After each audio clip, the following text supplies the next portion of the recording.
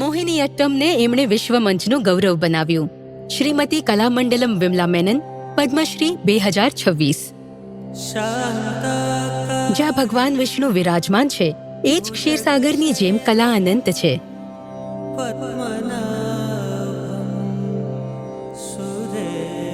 કલાપ્રેમી પરિવારમાં જન્મેલા ગુરુ કલામંડલમ વિમલા મેનન એ સમયમાં ઉછર્યા હતા જ્યારે સામાજિક નિયમો મહિલાઓને નૃત્ય માટે રોકતા હતા. 10 વર્ષની ઉંમરે તેઓ વલ્લતુલ નારાયણ મેનનને મળ્યા, જેમણે એમને કેરળ કલામંડલમ સાથે જોડાવા માટે પ્રેરિત કર્યા.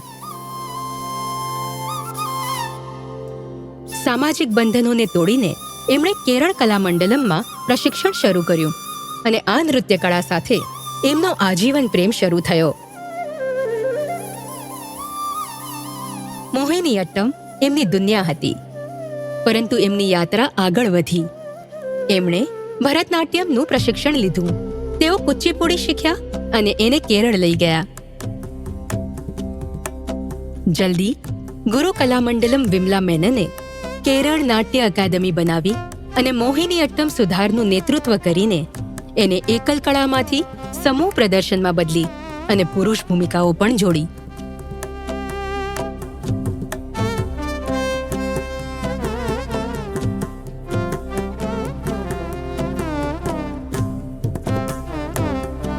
પરિવારની તાકાત સાથે આ વારસો એમની દીકરી અને દોહિત્રીના માધ્યમથી આગળ વધી રહ્યો છે.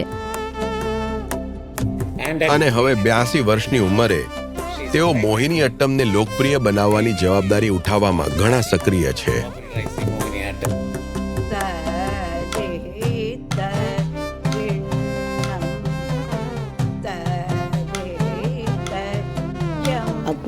જ્યારે મેં ભગવાન પદ્મનાભ પર નૃત્યની કોરિયોગ્રાફી શરૂ કરી, ત્યારે એનાથી મને અત્યંત આનંદ અને અપાર સંતોષ પ્રાપ્ત થયા અને સાથે મને એક મોટી ઓળખાણ મળી.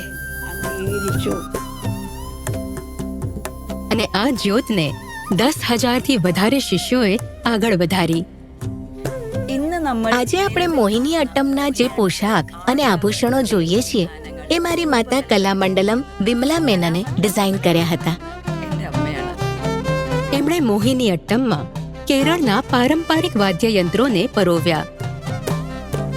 7 દાયકાઓમાં એમની કલાએ મોહિનીઅટ્ટમને શણગારી અને શાશ્વત ગરિમાના શિખર સુધી પહોંચાડ્યું છે.